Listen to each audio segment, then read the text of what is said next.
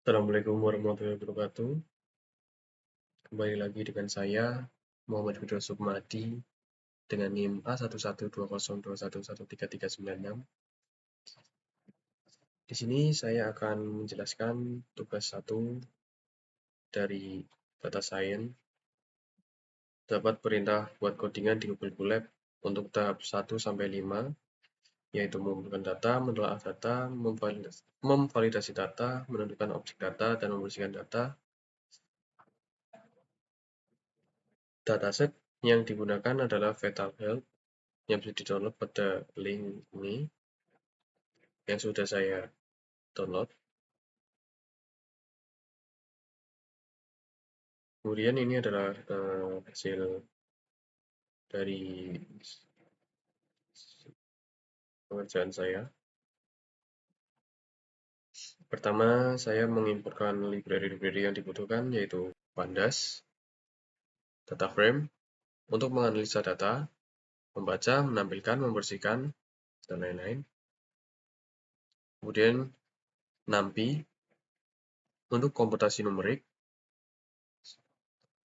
Untuk visualisasi data, saya menggunakan Matplotlib dan Seaborn. Kenapa saya menggunakan Seaborn? Karena Seaborn mirip sama Matplotlib, cuman dia lebih update, lebih menarik, lebih user friendly, lebih mudah dipahami menggunakan Seaborn. Kemudian saya import juga Drive untuk menghubungkan Colab ke Drive, di mana Drive saya gunakan untuk menyimpan datasetnya. Kemudian langkah pertama yaitu mengumpulkan data. Data yang saya gunakan adalah dataset Fetal Health yang sudah saya upload pada Drive saya. Kemudian saya baca menggunakan perintah ini, dan saya tampilkan menggunakan df aja. Soalnya kalau pakai head, itu cuma menampilkan 5 baris pertama, kalau tail 5 baris terakhir. Sedangkan saya ingin menampilkan 5 pertama dan 5 terakhir. Jadi menggunakan df aja. Menghasilkan data-data seperti berikut.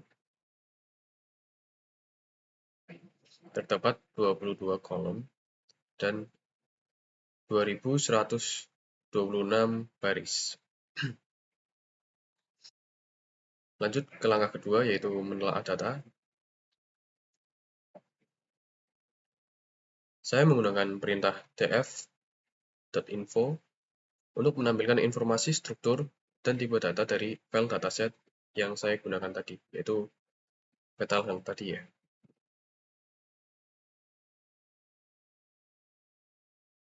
Terdapat tipe-tipe yang ada pada dataset, cuman float ya, cuman ada float semua. Dan ini adalah informasi dari dataset yang saya gunakan. Kemudian saya akan menampilkan statistik deskripsi dari file dataset menggunakan perintah describe. Ini menampilkan total, main, deviation standar, minimal, maksimalnya di setiap fiturnya. Dari awal sampai akhir ada sini. Kemudian saya melakukan teknik univariate analysis, di mana ini adalah teknik analisis data yang digunakan untuk mendeskripsikan dan meringkas suatu variabel tunggal.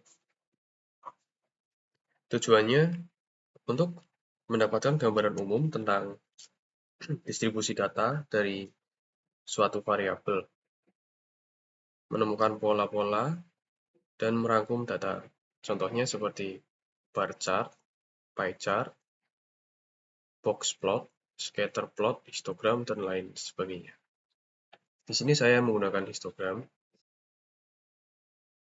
Ini semua yang ini untuk mendapatkan daftar kolom numerik, lalu menentukan jumlah baris dan kolom. Saya menggunakan ini.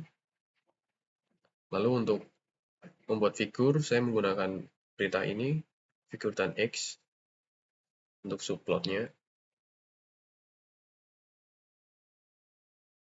Lalu saya akan melakukan iterasi melalui setiap kolom numerik dan membuat histogram menggunakan perintah ini, histogram of. Kemudian menyesuaikan layout dan menampilkan plot. Ini untuk layout, ini untuk menampilkan plot. Didapatkan hasil seperti berikut: histogram of fitur baseline value, histogram of fitur acceleration, histogram of fitur fatal movement, dan lain sebagainya.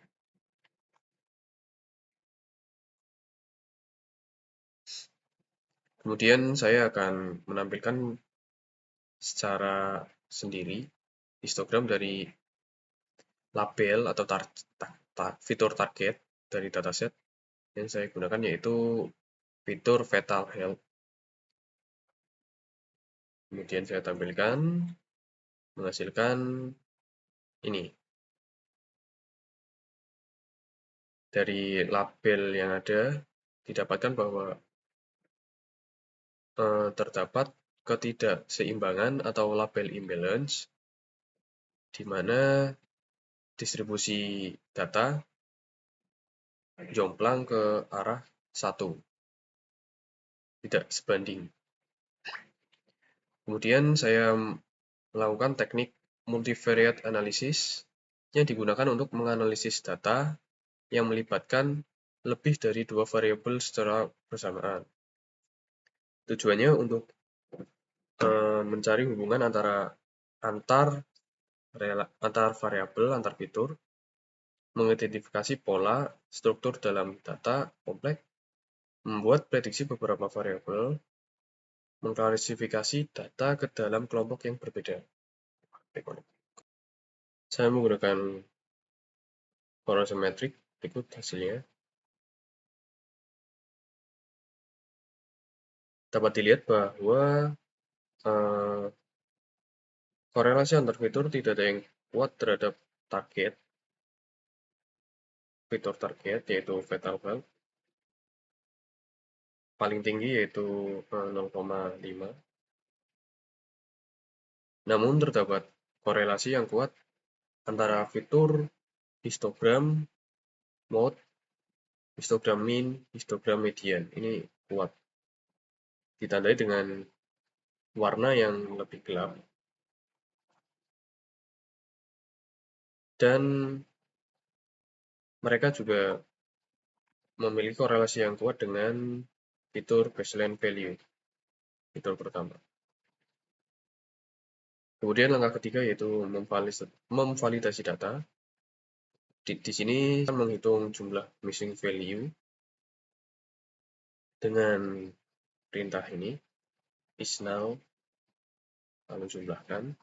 Didapatkan bahwa terdapat beberapa missing value pada uterine contraction sebanyak 212, prolog wedge deceleration sebanyak 212, pada histogram mode, histogram variance, histogram tendensi ini juga 212. Kemudian saya akan memeriksa apakah terdapat duplikasi data dengan perintah duplicate true. Terdapat 5 baris untuk duplikasi data, yaitu baris 68, baris 234, baris 306, baris 1113, baris 1458. Yang berisi seperti ini. Kemudian untuk langkah keempat yaitu menentukan objek data. Di sini saya akan memeriksa lagi tipe data dari masing-masing fitur, yaitu float semua. Kemudian saya akan merubah tipe data dari label, dari fitur target, yaitu fatal health menjadi integer dengan perintah seperti berikut. Kemudian saya periksa kembali setelah diubah, apakah tipe datanya sudah berubah. Ternyata sudah berubah ya, ini ya, integer 64. Kemudian saya akan menghapus target dan menyimpannya pada variabel X dengan perintah ini.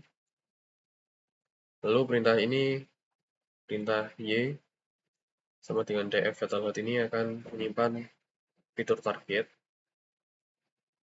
Kemudian saya akan periksa dimensi antara X dan Y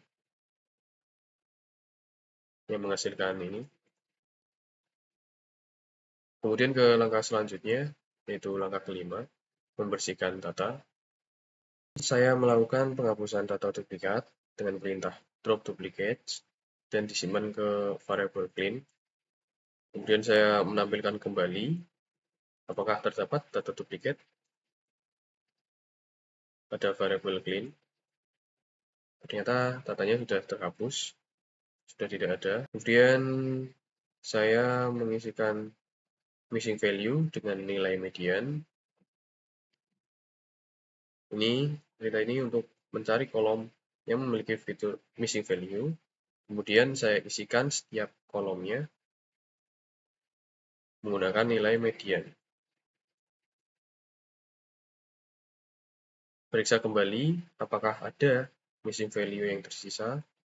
Nah, bisa dilihat dari hasil yang tampak, ini sudah tidak ada missing value, 00 semua missing value-nya. Baik, cukup sekian untuk tugas 1, yaitu langkah 1-5. Untuk langkah 6-10, kita lanjutkan pada tugas 2. Terima kasih atas perhatiannya. Mohon maaf bila terdapat kesalahan kata atau pengucapan. Wassalamualaikum warahmatullahi wabarakatuh.